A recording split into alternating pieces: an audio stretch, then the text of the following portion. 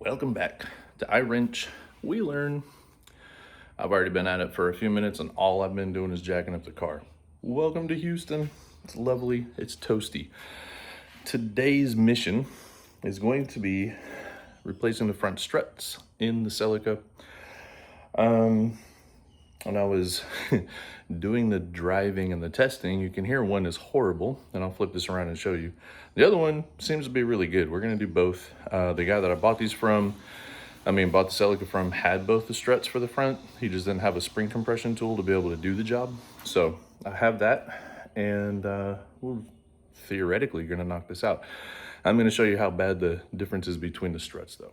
Okay, so we got it up in the air. This is the driver's side.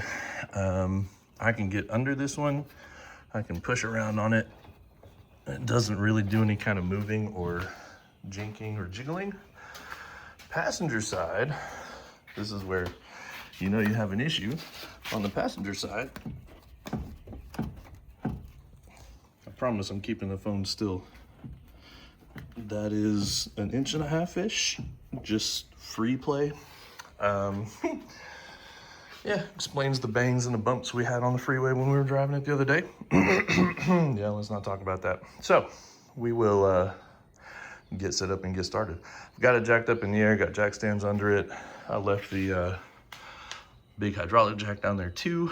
Big, I say, it's pretty small. Chopped up the back wheels so they're not gonna roll anywhere, and the e-brake is on. And I've cracked the lugs loose on both the front wheels. And that's about all she wrote, so we're gonna get started.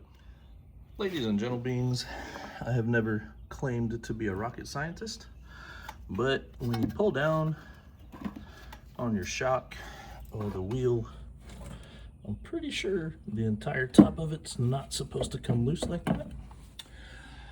And what's even more interesting is all of these appear to be torqued correctly. The dust cover is a little loose. And then, lo and behold, you look down inside that. Funny thing, there should be a nut and a strut assembly sticking through the top of that. Should be. Could have a whole different kind of situation here. Yes, I think the strut needs to be replaced. Something up here also has got to go. We'll come back once we solve this mystery. All right, this is a prime example today, folks, of I wrench, I learn. Or I wrench, we learn. Oh, you'll see that the strut is missing. This might have been entirely too easy because it was broken at the top. I'm not sure. What I ended up doing was I removed the brake caliper, set it on top of the wheel over there so it's not putting tension on the rubber line there for the brake hose. Left this part. There's a couple of bolts to take it off, but you don't have to because there's nothing blocking the two bolts that hold the steering column in place. Sorry, steering knuckle. Strut knuckle. Whew. Been doing too much reading and then fighting. I did take the cotter pin out and take the nut off of this, but I think because there was so much tension, because there was nothing holding the strut up, couldn't get this out actually for the tie rod, so it is what it is. If it becomes an issue, we'll probably have to use maybe another jack from another vehicle and kind of lift the whole assembly up a little bit and get that to where we can pull it loose. For the time being, it wasn't a problem because the whole strut, it just fell right out of there. So we will be pulling out that strut, see if we can't figure out exactly why all of that was so bad. I've already taken the nuts off the top of that, which normally comes with your strut. So I'll pull that out and then we'll get a new strut in there and put that back together. All right, ladies and gentlemen, there comes a point where every DIY guy needs to admit that they don't have what they need to get this job done. This little nut needs to come out. I have tried the vise. I have tried the big old channel locks. I have, and somebody else before me actually, has done the pounding on it with a chisel and a hammer because I can see the marks from that. And I'm not quite ready to do that myself because it's already obviously bad. I hit it with some PB Blaster. We'll let it sit for a minute and then I'm gonna try a little bit more, but if I can't get this done and take this off, then there's no way I can get the shock out of this assembly. Not even gonna mess with the spring compressors if I can't get that off, period, because there's no point. So it might be the time that I will be having to call in a professional. I'll put this back on the way it was, drive it around the corner to our tire shop, have them do it, and that would be a sad defeat, but that might be where we're coming to. We'll be back in a little bit after this PB blaster sits in there. You know, there's that one time I remembered that my son bought a toolbox full of antique tools. This pipe wrench is almost too small to fit on this, but would you look at that? This is probably the first time in 37 years that this whatever nut has turned, because it still wants to fight, but I'm getting somewhere. Ladies and gentlemen, I will always be honest about the screw-ups. A wrench, we learn. Got the nut off. Those of you that have had experience with this know that I'm an idiot right now, because I didn't realize that that nut only had so many threads in it, and it was holding the springs in place. So as soon as I got the nut off, the springs obviously launched themselves. Thankfully, I've got a bunch of crap over here, so it hit the plastic sawhorse, which hit the plywood, which hit the sheetrock, which hit more plywood, which didn't damage my wall, thank goodness, because I'm an idiot. So this is done. I did pick myself up gracefully. I was not hurt at all. It just shot right by my hand. I got the strut out, got the spring compressors on the springs, better late than never, because they will have to be compressed to put the new strut in and all that good jazz. So next up, got to take this nut out of the top of this, pull that part off, and then putting the new strut in, and the new strut is laying over there, probably laughing at me hilariously for how I just did that. Will not do that on the next one, promise. All right, so here at the iWrench, we learn, shall we call it a studio? Train wreck? Whatever. I have put in the new strut.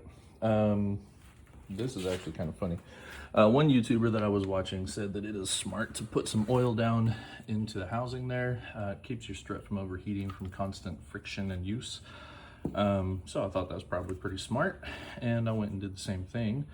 I am holding the old strut, giving it a little shake, and if I can push it down a little bit with my hand, yep, I sure can.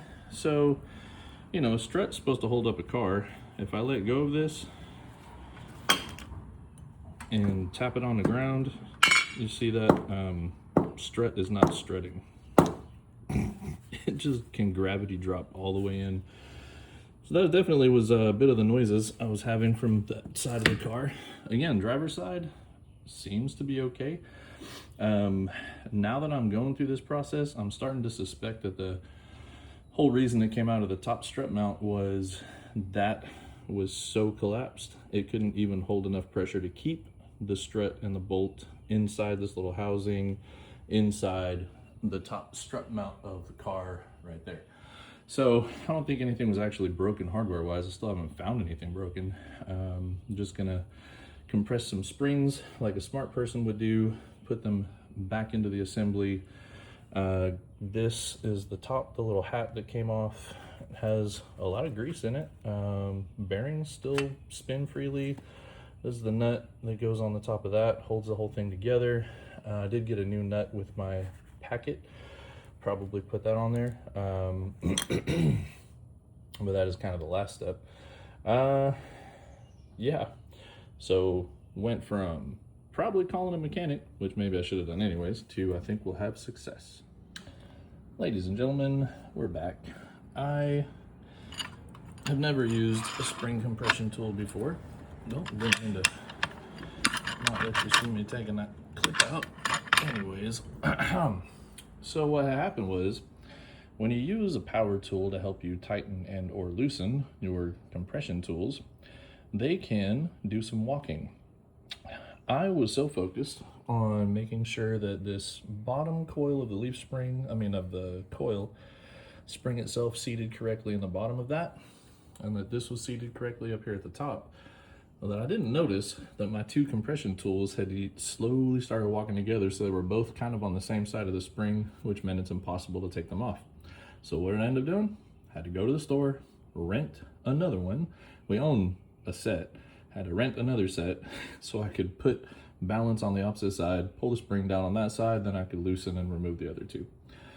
Yeah, what an adventure. Learning all the time. I am a little bit disappointed. Got the strut in there, but it still does this. So obviously there's a thing in here that I am missing because I've never worked on strut assemblies, but I did replace the strut, so I mean, you know, that's a win because it was obviously bad. Something up there is wrong. I don't know what it is. I will, not today but another day, take apart the driver's side, see what it is that is missing. I couldn't for the life of me find anything that would connect the crown on this to the little bit that's up there in the top of the car on the strut tower, which is most likely the problem because whatever that is would make a world of difference, or whatever is not. I don't know. I am at a loss. So putting the wheel back on, not today but another day, we'll dig into the other side, figure out what I'm missing, and then we can move along, and I'll update you when I do that. But it's been an adventure, just replacing a strut, which I also imagine was entirely quote unquote too easy because I didn't have to take off the tie rod after all. Seeing how this is so loose it just falls down. Yep, definitely something missing. We'll figure it out, and I'll finally get an owner's manual in later today, or repair manual, so I can kind of dig through it and see what's gone. It's in the mail, hadn't got here yet, so it's not very helpful today, but that's been my adventure so far. I wrench, we learn. I do know how to replace a strut now. I did it the excessively hard way. Please don't be like me. Please be smarter. Don't hurt yourself. I didn't hurt myself, but I did wear myself out and waste about 4 hours. That's embarrassing. But that's the whole point of this, right? I wrench and we all learn together. Toodles.